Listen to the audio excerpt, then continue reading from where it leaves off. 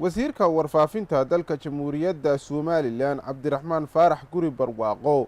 ayaa soo gaaray dalka Jamhuuriyadda Djibouti isagoo oo booqasho rasmi ku yimid dalkani Jamhuuriyadda Djibouti waxaana markii uu ka soo degay airportka caasimadda Djibouti qaybta VIP-da ku soo dhaweeyay safiirka Somaliland u fadhiya dalkani Jamhuuriyadda Djibouti Ambassador Cabdifataax Siciid Axmed wasiirka warfaafinta dalka Jamhuuriyadda Somaliland ayaa la kulmi doona inta uu ku sugan yahay dalkani Jamhuuriyadda Djibouti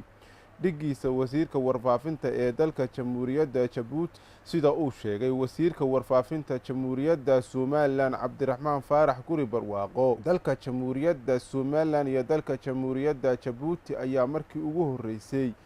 yeelan doona ama ka wada hadli doona xiriir dhinaca isgaarsiinta ah oo ay yeeshaan labada dal waxaan halkan Jamhuuriyadda Djibouti ku soo dhaweynaa wasiirka wacyigelinta iyo dhaqanka Jamhuuriyadda Somaliland wasiir Cabdiraxmaan aan leenahay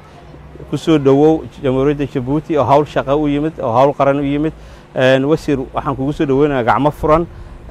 dalkan waa dal jaarnahay oo Somaliland iyo Djibouti laba dal oo walaala saad ka war hayso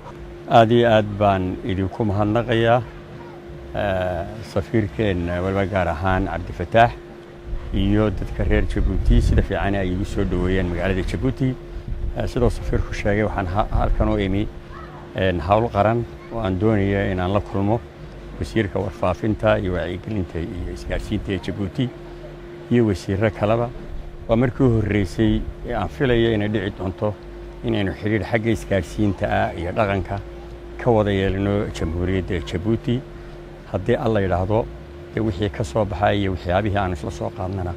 gadaal baan ka soo sheegi doonaa haddii alla yiraahdo